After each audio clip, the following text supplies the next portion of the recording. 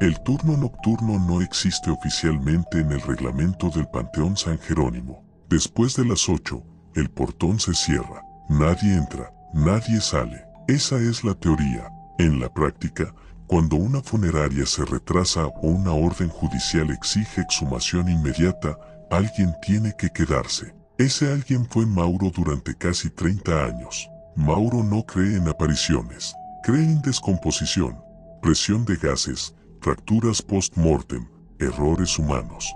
Sabe cómo suena la madera cuando se dilata por humedad. Sabe distinguir el crujido de un ataúd colapsando del sonido de un roedor. Por eso lo que ocurrió aquella semana lo dejó sin herramientas mentales. Todo comenzó con un entierro común. Hombre, 45 años. Fallecimiento por causa natural. Servicio discreto. Ataúd sellado. Fosa estándar, 2 metros 10 de profundidad. Suelo arcilloso. Mauro cavó, descendió el ataúd, rellenó, compactó, colocó la lápida provisional. Nada fuera de lo habitual. 3 noches después, el vigilante lo llamó. Hay un hundimiento raro en la sección E. Mauro fue con linterna. No era un hundimiento vertical, típico del asentamiento. Era una depresión alargada, como una franja de tierra ligeramente comprimida que se extendía desde la tumba reciente hacia el pasillo de grava, como si algo hubiera viajado bajo la superficie. Se agachó, tocó la tierra, compacta arriba, más suelta unos centímetros abajo. Pensó en filtraciones de agua, cavidades antiguas. Nada alarmante. La rellenó. Al día siguiente, la franja se había extendido otros 30 centímetros.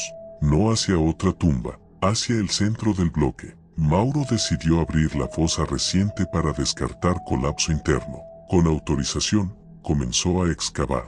A 1,90 m, la pala golpeó madera, pero el ataúd no estaba horizontal, estaba inclinado. La base había cedido, no por colapso, había un vacío debajo. Mauro limpió alrededor con cuidado. Lo que vio no coincidía con ningún fenómeno natural que conociera. Debajo del ataúd había un espacio hueco, un túnel amplio, suficiente para que una persona adulta se desplazara encorvada. No mostraba marcas de herramientas. Las paredes estaban alisadas, compactadas por fricción.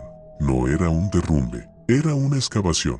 El aire que emanaba era frío, no el frío de la tierra húmeda, un frío más seco, profundo. Mauro apuntó la linterna. El túnel descendía en diagonal, perdiéndose en la oscuridad. No había restos de raíces cortadas. No había rastros de maquinaria. Y lo más inquietante, no había tierra acumulada en ningún lado. Si alguien hubiera cavado desde abajo donde estaba el material removido, mientras observaba, escuchó algo, un sonido tenue. No provenía del interior del ataúd, venía del túnel, un roce, intermitente, como tela arrastrándose sobre suelo compactado. Mauro retrocedió instintivamente. El sonido se detuvo. Ordenó cerrar el área y reportó anomalía estructural. La administración decidió sellar la fosa con concreto reforzado, pero antes de hacerlo, exigieron abrir el ataúd para descartar manipulación externa. Cuando retiraron la tapa, el cuerpo estaba presente, pero en una posición imposible. No yacía boca arriba, estaba girado hacia abajo, con los brazos extendidos hacia la base, como si hubiera intentado alcanzar el vacío bajo él. Las uñas estaban quebradas, no por rasguños en la tapa, por fricción contra madera inferior. La autopsia previa confirmaba muerte irreversible horas antes del entierro. No había explicación fisiológica para ese movimiento. Sellaron todo. Concreto sobre la fosa, reja perimetral. Caso archivado. Durante 2 noches no ocurrió nada. La tercera, Mauro estaba solo cerrando el portón cuando escuchó un golpe, no en la sección E, bajo sus pies, seco, leve. Miró al suelo, nada visible. Luego, otro golpe, 1 metro a su izquierda, después otro, más adelante. No simultáneos, secuenciales, como si algo se desplazara bajo la capa compactada del cementerio. Golpe, pausa, golpe. El patrón era claro, no errático, direccional. Se movía hacia la sección antigua. Mauro siguió el sonido a distancia. La grava crujía sin que nadie la pisara. En la zona donde décadas atrás existió una fosa común, antes de que el terreno fuera reorganizado, los golpes cesaron. El silencio fue absoluto. Mauro permaneció inmóvil. Entonces el suelo vibró. No lo suficiente para abrirse, lo suficiente para sentirse. Una presión ascendente, como si algo enorme cambiara de postura bajo tierra. La superficie permaneció intacta, pero el concreto recién colocado en las secciones se fracturó con un sonido seco a lo lejos. Mauro corrió hacia allí. La losa tenía una grieta longitudinal, delgada, precisa. Desde el centro emergía algo oscuro. No una mano, no un dedo. Una grieta más profunda, como si desde abajo estuvieran empujando no hacia arriba, sino hacia afuera. Al día siguiente ingenieros inspeccionaron el área. Diagnóstico de asentamiento irregular del subsuelo por cavidades antiguas no documentadas. Reforzaron con pilotes. Cerraron temporalmente la sección. Mauro intentó convencerse de esa explicación, hasta que revisó los planos históricos. Antes del panteón, el terreno había sido utilizado como mina artesanal en el siglo XIX. Túneles abandonados, sin cartografía precisa, sin registro completo. Eso explicaba cavidades. No explicaba fricción en paredes compactadas recientes. No explicaba el sonido rítmico. No explicaba la posición del cuerpo. 2 semanas después, ocurrió el evento final. Una mañana, varias lápidas de la sección antigua aparecieron ligeramente desplazadas. No hundidas, giradas. Milímetros apenas. Todas orientadas hacia el mismo punto. El centro del bloque, donde antiguamente estaba la fosa común. Mauro midió. El terreno en ese punto había descendido 3 centímetros. No colapsado. Descendido de forma uniforme, como si algo debajo hubiera ganado espacio. Esa noche, incapaz de ignorarlo, regresó con una cámara térmica portátil que un amigo de Protección Civil le prestó. Apuntó hacia el suelo en el centro del bloque. La pantalla mostró algo imposible. Bajo 2 metros de tierra, había zonas de temperatura más alta que el entorno. No dispersas, agrupadas, móviles. Se desplazaban lentamente. No como pequeños animales, como masas más grandes que se reacomodaban. Una de esas masas se aproximó a la superficie. El suelo vibró apenas. La cámara marcó incremento térmico justo bajo sus pies. Mauro sintió presión ascendente. No rompió la tierra. Se detuvo a centímetros. En la pantalla, la forma parecía alargada, irregular, demasiado extensa para un cuerpo humano. La presión se desplazó lateralmente. Se alejó. Luego otra masa emergió en otro punto, después otra. No eran individuos aislados, era un sistema, una red, moviéndose bajo todo el cementerio. Mauro entendió entonces algo que lo paralizó más que cualquier imagen. Si esas cavidades existen desde el siglo XIX, si la fosa común nunca fue completamente delimitada, entonces el panteón no está conteniendo a los muertos, está construido sobre algo más antiguo. Algo que ocupa los túneles, algo que se adapta al espacio disponible, y cada nuevo entierro no es solo un cuerpo añadido, es tierra removida, es espacio liberado, es acceso. Mauro renunció esa misma semana. El panteón sigue abierto, las visitas continúan, las lápidas lucen intactas, pero hay un detalle que nadie publica en informes. Cada año, el nivel general del terreno desciende unos milímetros más de lo que la compactación natural permitiría. No es visible a simple vista. Se detecta solo con mediciones comparativas. Milímetros, constantes, como si algo bajo tierra estuviera acomodándose. Expandirse hacia arriba requeriría romper la superficie, pero expandirse hacia abajo solo requiere paciencia. Y en un lugar donde todos están destinados a quedarse quietos para siempre, la paciencia nunca se agota. Hay un detalle que casi nadie conoce sobre los cementerios antiguos: el terreno nunca está realmente en reposo. No hablo de lo espiritual, hablo de física básica, descomposición, presión de gases, desplazamiento de agua subterránea, raíces que avanzan en busca de humedad. La tierra es un sistema dinámico. Eso decía Julián cada vez que alguien insinuaba algo extraño. 35 años como sepulturero en el Panteón del Rosario. Conocía cada sección, cada desnivel imperceptible, cada tumba mal alineada por errores de los años 70. Tenía la memoria topográfica de un ingeniero, y precisamente por eso supo que algo no estaba dentro de los parámetros normales. Todo comenzó con una exhumación administrativa, un trámite rutinario, trasladar restos antiguos a un mausoleo común para liberar espacio. La tumba tenía más de 20 años. Según los registros, solo quedaban restos óseos. Julián abrió la fosa con la serenidad de siempre. La primera anomalía fue la resistencia del suelo. Después de 2 décadas, la tierra debería estar más suelta, con capas claramente diferenciadas. Sin embargo, encontró una compactación homogénea, como si hubiera sido removida recientemente y luego prensada con maquinaria. Pensó en filtraciones de agua. A veces la humedad reconfigura la textura. Siguió cavando. Al llegar a la profundidad estimada, golpeó madera. Eso no era normal. Después de 20 años, el ataúd debía estar colapsado. Limpió con cuidado. La estructura estaba íntegra. No solo íntegra, parecía más nueva de lo que dictaba la cronología. Un escalofrío técnico, no emocional, le recorrió la espalda. Pidió autorización para abrir. Cuando levantaron la tapa, el aire que salió no tenía el olor característico de restos antiguos. Era un olor metálico, denso. El interior no contenía huesos. Había un cuerpo, no momificado, no esquelético. Un cuerpo en estado avanzado de descomposición, sí, pero no compatible con 20 años. El administrador asumió un error de archivo, intercambio de lotes, revisión urgente de registros. Pero Julián no estaba mirando el rostro, estaba observando las paredes internas del ataúd. Había marcas, no rasguños desesperados en la tapa, eran surcos en los laterales, como si algo hubiera presionado desde afuera hacia adentro. 4 líneas paralelas, repetidas en distintos puntos. Eso no encajaba con movimiento post-mortem. Cerraron la fosa, se ordenó auditoría, los documentos físicos coincidían.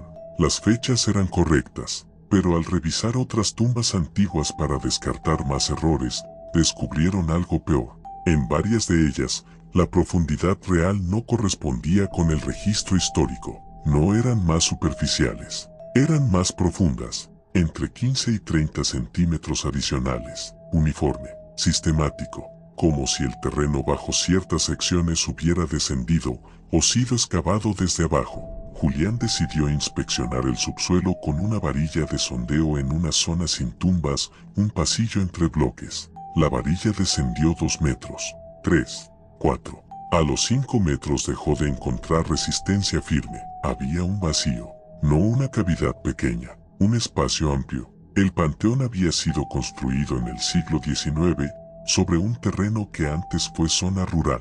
No existían registros detallados del subsuelo. Podría tratarse de antiguas galerías, pensó, pero no había documentación minera en la zona. Esa noche, Julián regresó solo, no por valentía, por necesidad de coherencia. Se ubicó en el pasillo donde la varilla había detectado vacío. El silencio era total. A las 2:43 de la madrugada, sintió una vibración leve, no un temblor, un pulso, rítmico, como un latido lento extendido bajo tierra. Se agachó y apoyó la palma sobre la superficie. Lo sintió con claridad. Compresión, relajación, compresión, relajación, separadas por varios segundos. Demasiado regulares para ser colapso aleatorio, demasiado profundas para ser maquinaria externa. Entonces ocurrió algo que quebró cualquier intento de racionalización. Una de las tumbas cercanas emitió un sonido, no un golpe, un desplazamiento interno.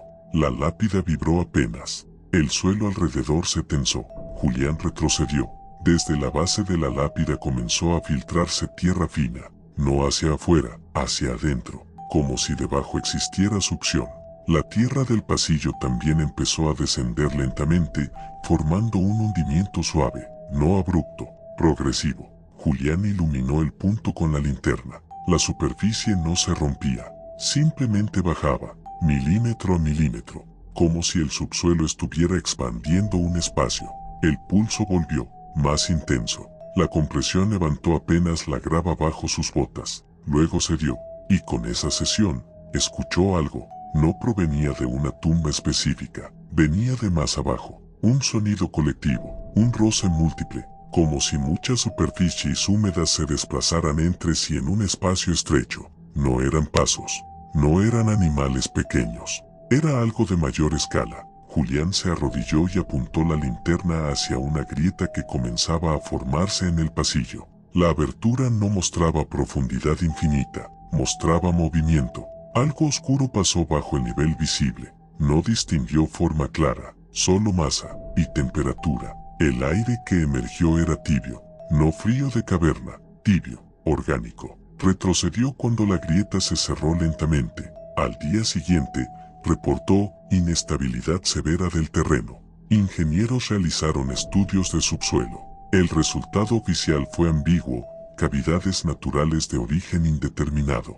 Se recomendó reforzar con inyecciones de concreto profundo. Durante la perforación para inyectar material estabilizante, las brouques descendieron más de lo previsto sin encontrar resistencia sólida. A los 8 metros, una brouque se atascó. Cuando la extrajeron, traía adherido algo que no era tierra, era tejido, no vegetal, no raíz. Tejido fibroso, húmedo. El laboratorio no emitió dictamen concluyente. Contaminación cruzada, dijeron. El refuerzo fue suspendido temporalmente. Las semanas siguientes, las mediciones topográficas revelaron un patrón imposible. El nivel general del terreno descendía lentamente en ciertas áreas mientras en otras ascendía unos milímetros, como si algo bajo el cementerio redistribuyera masa, no expandiéndose hacia arriba de forma explosiva, sino reconfigurando el espacio interno, como un organismo adaptándose al entorno. Julián comprendió la implicación más perturbadora al revisar mapas antiguos. Antes de ser cementerio formal, el terreno había servido como lugar improvisado de enterramientos masivos durante conflictos armados del siglo XIX, sin delimitación exacta, sin control de profundidad. Cientos, quizá miles de cuerpos depositados sin registro preciso. Si bajo esas capas existían cavidades naturales. Si durante décadas nuevos entierros añadieron peso, humedad, materia orgánica, entonces el subsuelo pudo haber evolucionado, no en sentido sobrenatural, en sentido biológico. Un ecosistema cerrado, oscuro, alimentado constantemente. El pulso que sintió aquella noche volvió a repetirse días después, esta vez, acompañado de algo peor. En varias tumbas recientes, el suelo presentaba una ligera convexidad. No hundimiento, elevación, desde abajo, no suficiente para romper la superficie, suficiente para indicar presión ascendente. Julián renunció tras 35 años. Nunca afirmó haber visto un monstruo, nunca habló de fantasmas. Solo dejó una frase que aún incomoda a quienes la escuchan. No estamos enterrando a los muertos, estamos alimentando algo que aprendió a usar la tierra como piel. El panteón sigue funcionando. Los informes técnicos no mencionan anomalías críticas, pero cada año, el presupuesto para mantenimiento del terreno aumenta, porque las superficies requieren nivelación constante, porque ciertas zonas nunca permanecen estables, y porque, según mediciones discretas realizadas por personal externo, hay momentos específicos de la madrugada en los que el subsuelo registra variaciones de presión coordinadas, no aleatorias, coordinadas, como respiraciones profundas compartidas por algo que no necesita salir, porque ya está exactamente donde necesita estar, debajo de todo, esperando que el próximo entierro no sea un final, sino otra contribución al sistema. El cementerio La Esperanza tiene una norma no escrita: nunca entierres después de que llueva fuerte. No es superstición, es logística. El suelo arcilloso se vuelve inestable, las paredes de la fosa pueden colapsar, el agua altera la compactación. Todo sepulturero lo sabe. Adrián lo sabía mejor que nadie. 27 años cavando tierra. Podía calcular la humedad con solo hundir la pala unos centímetros. Sabía cuándo una fosa resistiría y cuándo había que reforzar. La tormenta comenzó a las 6 de la tarde. A las 8, la funeraria llegó con un cuerpo que debía ser enterrado esa misma noche por motivos religiosos. Adrián protestó. El administrador insistió. Solo será una fosa. La reforzamos y listo. La lluvia cesó poco antes de las 9. El suelo estaba pesado, saturado. Adrián cavó más profundo de lo habitual, 2,30 metros. Apuntaló los laterales con tablas temporales. Bajaron el ataúd, sellaron. Mientras rellenaba, notó algo extraño. El agua no se acumulaba en el fondo como debería, desaparecía. La tierra absorbía demasiado rápido, como si debajo hubiera un drenaje natural.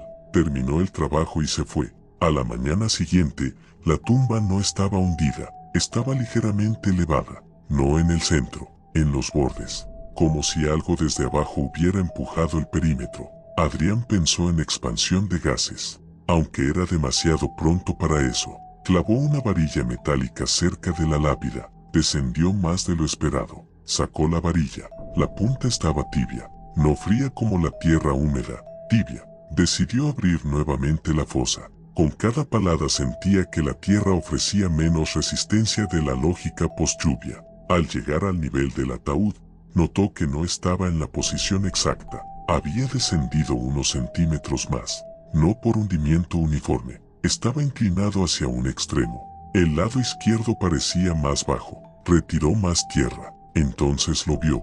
Debajo del ataúd había un espacio, no un hueco irregular, una cavidad amplia, curva, como si la tierra se hubiera moldeado alrededor de algo que ya no estaba. El fondo de la cavidad no era plano, tenía una textura distinta, más lisa, más compacta, como si hubiera sido presionada repetidamente. Adrián se arrodilló y apuntó la linterna. La cavidad continuaba hacia un costado, formando un túnel ancho. No había señales de raíces cortadas, no había escombros, no había tierra acumulada cerca. Eso era lo más inquietante. Si la tierra fue desplazada donde estaba, mientras observaba, escuchó un sonido, un crujido suave. Provenía del interior del ataúd. Se quedó inmóvil, esperó. Otro crujido, no como madera rompiéndose, como algo desplazándose sobre madera. Con autorización telefónica, decidió abrirlo. Al levantar la tapa, el olor fue intenso pero normal para un cuerpo reciente. Lo que no fue normal fue la posición. El cadáver no estaba centrado, estaba desplazado hacia el lado bajo, y el costado del ataúd presentaba hundimiento hacia afuera, como si algo hubiera empujado desde el exterior hacia adentro. En la madera había marcas, no lineales, curvas, amplias, demasiado grandes para manos humanas. 4 surcos profundos, repetidos, no de intento de escape, de intento de entrada. Adrián retrocedió. El sonido volvió. Esta vez no dentro del ataúd, bajo la cavidad. Un roce húmedo, pesado, lento. La linterna iluminó el túnel. Durante un segundo vio movimiento. No distinguió forma definida. Solo una superficie oscura que se replegó cuando la luz la tocó. No era pequeño. El túnel no era pequeño. Adrián sintió vibración en las rodillas apoyadas en la tierra, una presión ascendente. El ataúd se movió apenas, no hacia arriba, hacia un lado, como si algo bajo la cavidad cambiara de posición. Salió de la fosa con rapidez controlada, no corrió. Gritó al administrador que llamara a Protección Civil. Sellaron el área. Esa noche nadie se quedó de guardia, pero el vigilante, desde la caseta externa, reportó algo extraño. Las cámaras mostraron movimiento en la sección recién sellada, no personas. La superficie del suelo ondulándose lentamente, como si debajo circulara algo voluminoso. Al día siguiente, los ingenieros realizaron estudios de subsuelo. Descubrieron una red de cavidades naturales profundas conectadas entre sí, posiblemente antiguas formaciones kársticas. Nada sobrenatural, eso decía el informe, pero no explicaba la textura lisa de las paredes, ni las marcas en el ataúd, ni la tibieza detectada en la varilla. Durante las siguientes semanas, varias tumbas cercanas presentaron anomalías similares, elevaciones sutiles, desplazamientos laterales. En una de ellas, la lápida apareció inclinada hacia adentro, como si algo desde abajo hubiera tirado de la base. Adrián comenzó a notar otro detalle. Los entierros recientes eran los más afectados, no los antiguos, como si el peso fresco atrajera actividad. Una madrugada decidió regresar solo. Llevó una cámara térmica portátil. Se posicionó en el centro del bloque afectado. Apuntó hacia el suelo. Al principio, la imagen mostraba temperatura homogénea. Luego, lentamente, aparecieron zonas más cálidas, no aisladas, conectadas. Formaban una red, y en el centro de esa red, una masa mayor. Se desplazaba, no rápido, con intención. La masa se acercó al punto donde había sido la fosa abierta. La temperatura aumentó. El suelo vibró.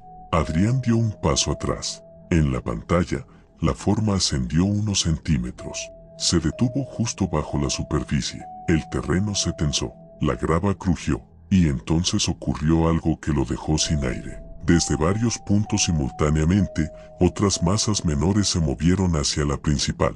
No la evitaban, la rodeaban, como si respondieran a un patrón. No era una criatura aislada, era un sistema coordinado. La masa principal se expandió lateralmente. La superficie del suelo se elevó apenas un centímetro. Luego descendió.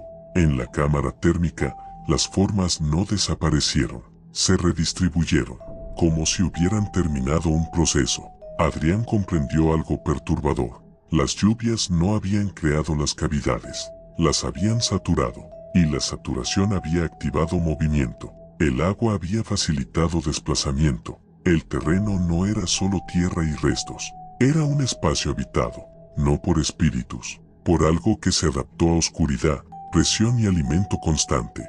Días después, ocurrió el incidente final.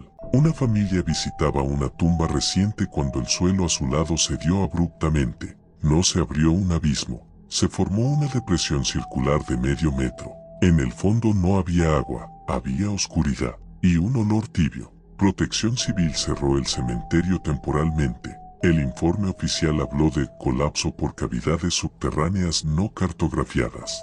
Se planificó rellenar con concreto profundo, pero antes de iniciar las obras, sensores colocados para medir estabilidad registraron algo inesperado.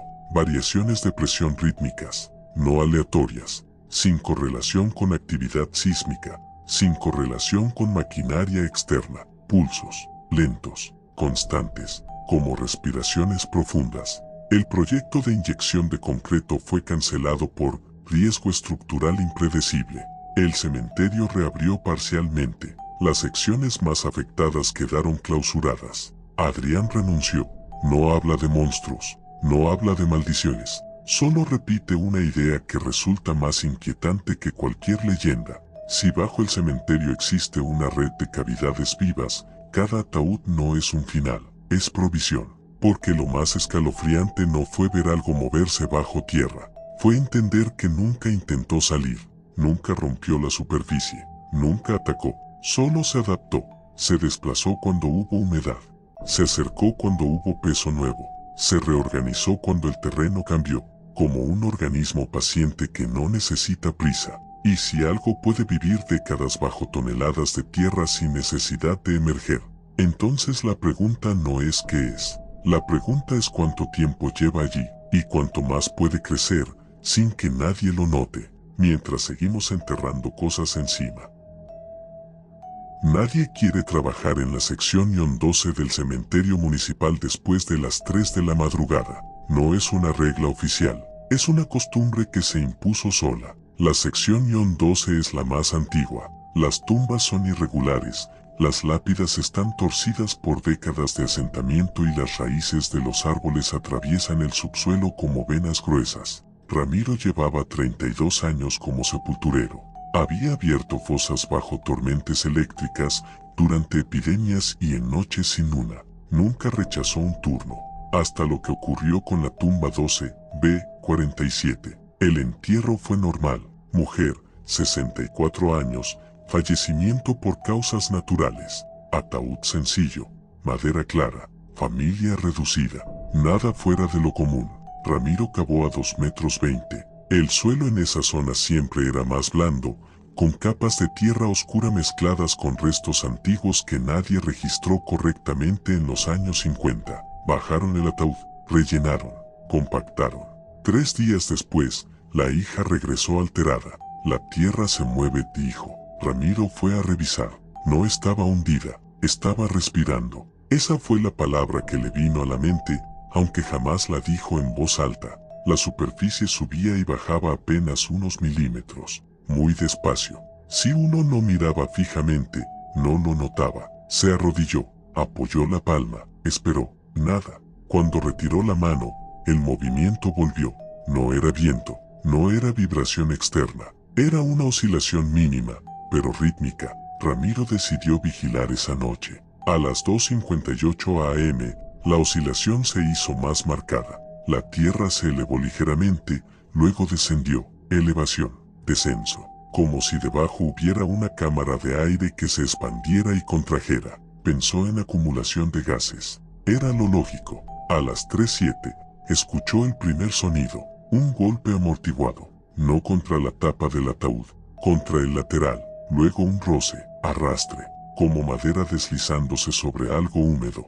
Ramiro no sintió miedo irracional. Sintió cálculo.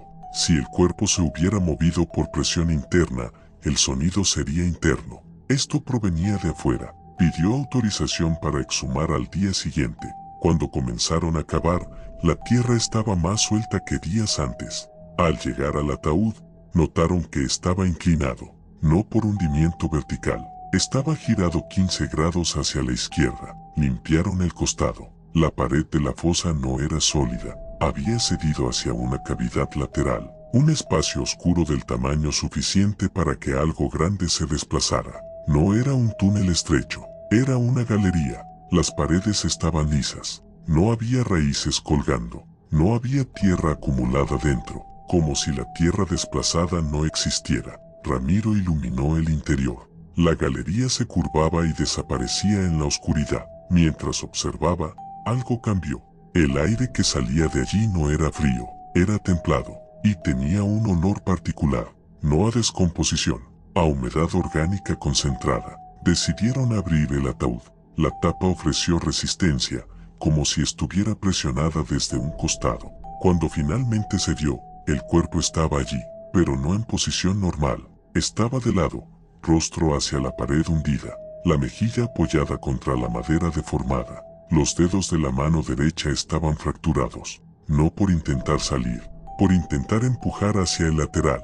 En la madera exterior, justo en la zona colindante con la galería, había marcas. 4 surcos profundos, separación irregular, demasiado anchos para manos humanas, demasiado organizados para hacer colapso aleatorio. Ramiro sintió por primera vez algo que no pudo traducir en términos técnicos. No era miedo inmediato, era anticipación, como si algo no hubiera terminado. Ordenaron sellar la cavidad con concreto, vertieron mezcla espesa en la galería visible, esperaron a que fraguara, rellenaron la fosa, colocaron refuerzo adicional. Esa noche, Ramiro volvió.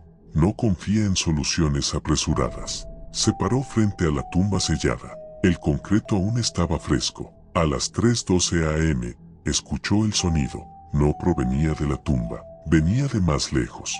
Un arrastre pesado bajo tierra, secuencial, no aleatorio. Se movía bajo otras lápidas, se acercaba. El suelo vibró bajo sus botas. Luego, silencio. Miró el concreto. Una línea fina comenzó a dibujarse en la superficie. Una grieta, no desde el centro, desde abajo hacia un costado, como si algo evitara el punto reforzado. La grieta se extendió unos centímetros. Se detuvo. Ramiro apuntó la linterna hacia la sección Ion 12 completa. Varias tumbas presentaban el mismo movimiento sutil, elevación, descenso, no sincronizado, pero conectado, como respiraciones independientes compartiendo un mismo sistema. Al día siguiente, revisó archivos históricos. La sección Ion 12 había sido ampliada sobre terreno que antes fue utilizado como vertedero de restos durante una epidemia del siglo XIX. No había mapas precisos de profundidad. No había delimitación clara, solo referencias vagas a enterramientos múltiples. Si bajo esa capa existían cavidades naturales, y si durante décadas el peso acumulado creó presión constante, algo pudo haber cambiado. Esa noche ocurrió lo definitivo. Ramiro decidió perforar el pasillo central con una barrena manual, lejos de cualquier tumba reciente. La herramienta descendió más de 4 metros sin resistencia firme. Al retirarla, la punta estaba cubierta por una sustancia viscosa, no barro, no arcilla, algo más espeso. Mientras observaba la punta, sintió vibración bajo los pies, más fuerte que antes. El suelo descendió apenas 1 centímetro, no colapsó, cedió. Un sonido emergió, no un golpe, no un roce, un coro bajo, un murmullo grave extendido, como si el aire circulara a través de múltiples cavidades orgánicas. Ramiro cayó de rodillas cuando la tierra frente a él se abombó. No se abrió, se deformó. Desde la superficie emergió una protuberancia alargada. Se desplazó bajo la capa superior sin romperla. Pasó frente a él, lento, pesado, bajo la tierra compacta. No dejó rastro visible cuando se alejó. El murmullo cesó, pero no completamente. Quedó un pulso residual, lento, constante. Ramiro entendió algo que lo heló por dentro. No era una sola entidad. Era un entramado, un sistema adaptado al subsuelo. No necesitaba salir, no necesitaba atacar, solo reorganizarse cuando el terreno cambiaba. Cada nuevo entierro añadía peso, humedad, materia. El concreto vertido no era barrera, era estímulo, una superficie rígida que obligaba a redirigir movimiento. Al amanecer presentó su renuncia. Nunca habló públicamente de lo que vio. Solo dejó una advertencia a quien ocupó su puesto. Si notas que la tierra respira, no la mires demasiado tiempo. El cementerio sigue funcionando. La sección -12 continúa abierta. Las lápidas permanecen aparentemente inmóviles. Pero hay registros internos que nadie publica. Mediciones topográficas muestran variaciones milimétricas periódicas. Sensores de presión instalados por mantenimiento registran pulsos nocturnos entre las 3 y 3:20 am, no diarios, pero frecuentes, no correlacionados con actividad sísmica. Los ingenieros hablan de microasentamientos dinámicos. Ramiro tiene otra teoría. Si bajo la sección -12 existe una red orgánica adaptada a oscuridad y presión, si ha permanecido allí más de un siglo alimentándose de lo que cae encima, entonces el verdadero propósito del cementerio no es contener a los muertos, es sostener algo que vive debajo, algo que no quiere salir, porque arriba no hay presión suficiente, y abajo, en la oscuridad compacta, cada entierro es una capa más de protección, una capa más de alimento, una capa más de tiempo, y lo más espeluznante no es que esté ahí, es que ha aprendido a respirar tan despacio, que casi nadie lo nota. Cuando un cementerio cierra por mantenimiento estructural, casi nadie pregunta qué significa exactamente. En el caso del Panteón San Gabriel, la clausura parcial ocurrió después de una serie de incidentes que, oficialmente, fueron catalogados como asentamientos irregulares del subsuelo. Extraoficialmente, 3 sepultureros renunciaron en menos de 2 meses. El último fue Esteban, 30 años cavando tierra. Había visto ataúdes colapsar, restos mal conservados, errores administrativos vergonzosos. Nada lo impresionaba. Su visión del oficio era puramente mecánica: abrir, bajar, cerrar. No había espacio para misticismo. El incidente que lo quebró comenzó con algo insignificante: un ataúd que no quería quedarse en el fondo. El entierro fue sencillo. Hombre, 52 años, muerte natural, servicio breve. La fosa estaba en la sección F, una zona relativamente nueva, con apenas 15 años de uso. Esteban cavó hasta los 2 metros reglamentarios. Niveló el fondo. Bajaron el ataúd con correas. Cuando retiraron las correas, el ataúd no quedó estable. Se inclinó ligeramente hacia un costado. Esteban pensó en suelo mal compactado. Bajó nuevamente para ajustar el fondo. Aplanó. Volvieron a descenderlo. Otra vez la inclinación. No era pronunciada, pero persistente, como si algo bajo el lado izquierdo no ofreciera resistencia firme. Decidió excavar unos centímetros más profundo en ese sector. La pala no encontró tierra compacta, encontró vacío, un hueco limpio, oscuro, demasiado uniforme para hacer colapso accidental. Iluminó con la linterna. No era una cavidad pequeña, era un espacio amplio que se extendía lateralmente bajo la sección completa. El fondo no era irregular, era curvo, como la superficie interna de algo enorme. Esteban sintió un escalofrío profesional. Aquello no era una falla aislada. Ordenó detener el entierro temporalmente y ampliar la excavación. A medida que retiraban tierra, el hueco crecía, no porque estuvieran descubriendo más, porque la tierra en los bordes comenzaba a desprenderse hacia abajo, como si estuviera siendo succionada. No colapsaba hacia arriba, se deslizaba hacia el vacío. No había corriente de aire fuerte, no había sonido evidente. solo una sensación de que el suelo estaba perdiendo soporte interno. El administrador insistió en rellenar con grava y concreto. Esteban no estuvo de acuerdo, pero obedeció. Vertieron material hasta cubrir el hueco visible. Esperaron a que asentara. Colocaron el ataúd encima.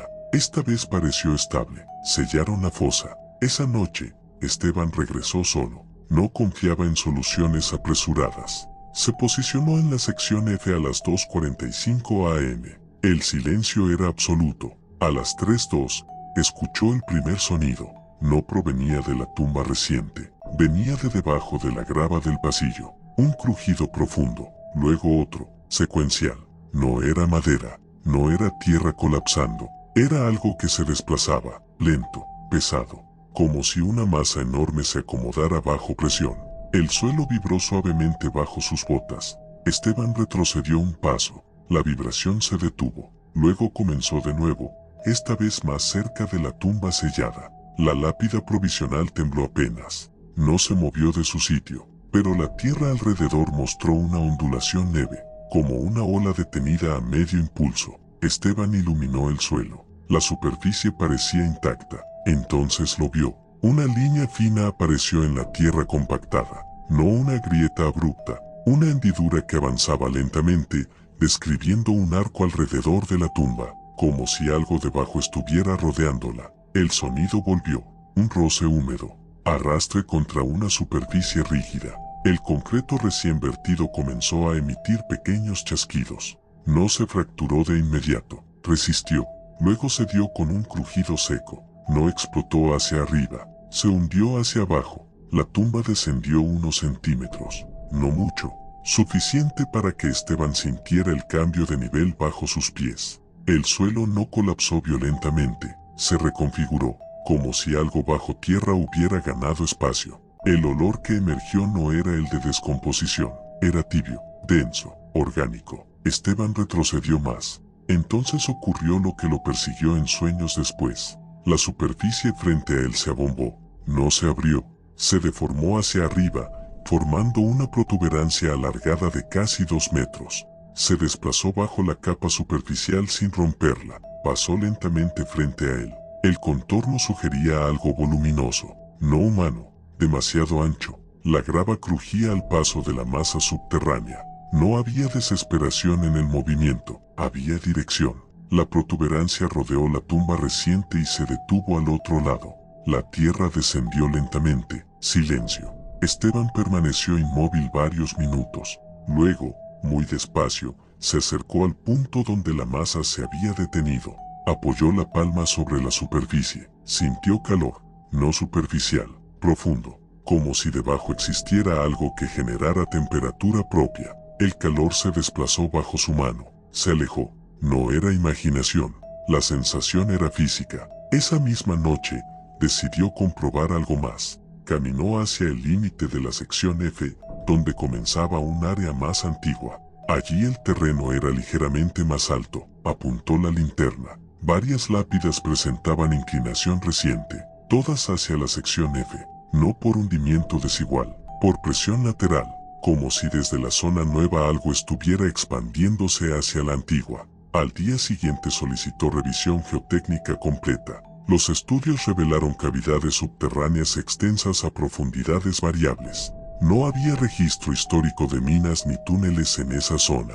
La hipótesis oficial habló de formaciones kársticas naturales, pero había inconsistencias. Las cavidades no eran aleatorias, formaban una red interconectada, con diámetros relativamente uniformes, demasiado organizadas para simples hidroúcios. Durante la perforación para análisis de suelo, una brouque descendió 6 metros sin resistencia sólida. A los 7 metros encontró algo que la detuvo abruptamente. Cuando la extrajeron, la punta metálica estaba deformada, como si hubiera golpeado una superficie más dura que roca, pero no había fragmentos minerales adheridos, solo una sustancia oscura, viscosa. El laboratorio no emitió conclusión definitiva. Contaminación. Muestra no concluyente. Esteban regresó una última vez antes de presentar su renuncia. Se colocó en el centro exacto de la sección F. Esperó. A las 3:11 am, el pulso comenzó. no vibración caótica, un latido, compresión del suelo, relajación, compresión, relajación, extendido bajo todo el bloque. No provenía de un punto específico, era sistémico. El terreno entero respiraba, y entonces comprendió la magnitud.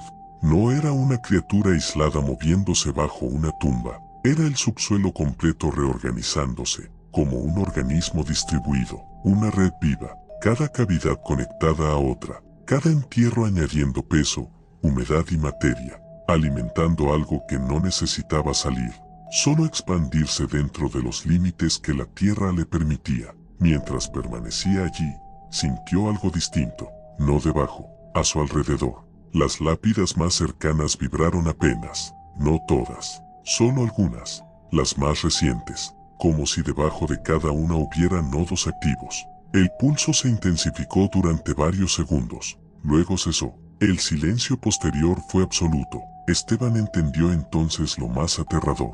Si esa red ha existido durante décadas, si ha permanecido bajo toneladas de tierra sin romper la superficie, entonces no es impulsiva, es paciente, se adapta, evita barreras rígidas, redirige presión, aprende, y si aprende, cada intervención humana, cada concreto vertido, cada perforación no la detiene, la obliga a reorganizarse. El Panteón San Gabriel reabrió semanas después con zonas restringidas. Los informes oficiales no mencionan actividad anómala actual, solo recomiendan monitoreo constante de asentamientos. Esteban nunca volvió. Cuando alguien le pregunta por qué renunció tras 30 años sin incidentes graves, responde con una frase que deja más preguntas que respuestas. Si el suelo late, no es por los muertos, porque lo verdaderamente aterrador no fue ver la tierra deformarse, fue sentir que el movimiento no buscaba escapar, no buscaba atacar, buscaba acomodarse, como si el cementerio no estuviera conteniendo algo, sino cubriéndolo, protegiéndolo, y cada nuevo ataúd no fuera un final, sino una capa más de presión que mantiene a esa red exactamente donde quiere estar, debajo, respirando despacio, esperando el siguiente peso que caiga sobre ella.